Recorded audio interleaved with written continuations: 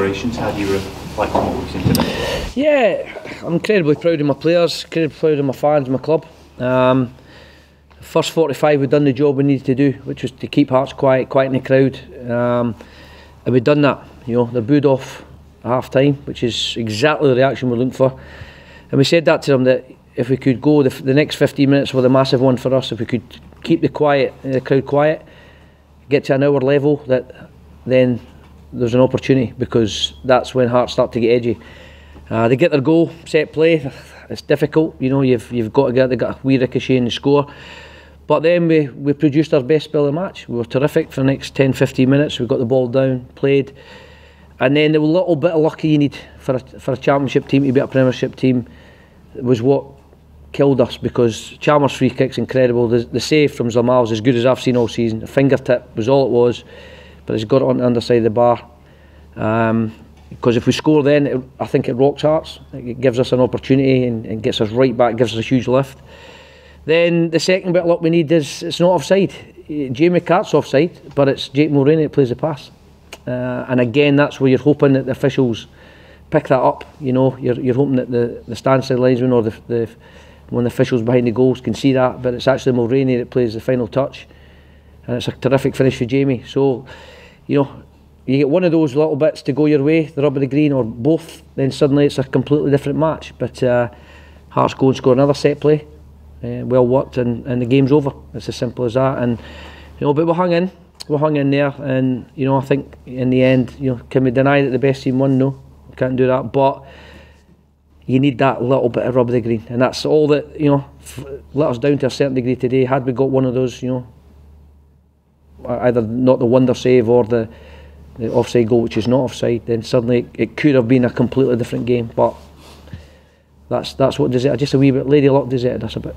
John, is that where maybe the guys behind the goals have to come into more? Because obviously the linesman's in line with Taylor McCart and can see he's up. Yeah, I mean, and that's where you're.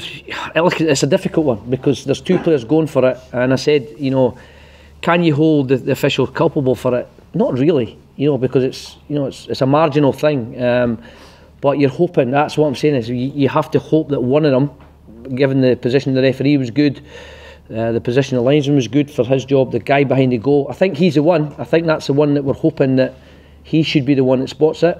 And we've all argued what they actually do behind the goals. And as I say, that's the little bit of luck. You know, Zamal, you've got to credit, because that's his profession. That's why he's there. You hear our goalie coaches talking about the match-winning save. That was it.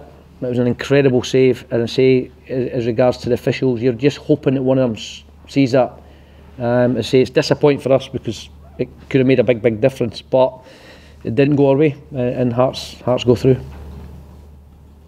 How pleased are you, John, that it's obviously hard to take today, but the fact that Inverness got to this point within a whisper of the final? I don't think that will really kick in probably till Monday, on how good a cup run we've had and how well we've done. Right now it's just disappointment for my players and for my fans, because as I said, we came here with real belief that we could cause an upset, and as I say, apart from a fingertip save and a marginal call that went against us, we could have still been right in the game at the period we want to be, because we felt if we could go to an hour, 65 minutes level, that we'd have the presence of mind to get that, and Hearts would get nervous and get there. But you know, as I say, they get their goal, and then the two pieces that we need to go for us go against us, and the match is lost.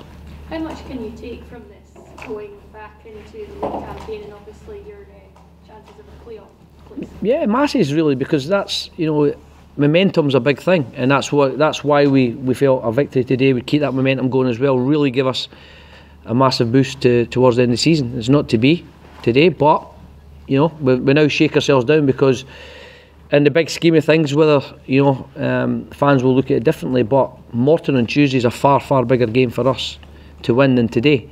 But we want to say that to players: be greedy, want both, win today and then go and win again on Tuesday.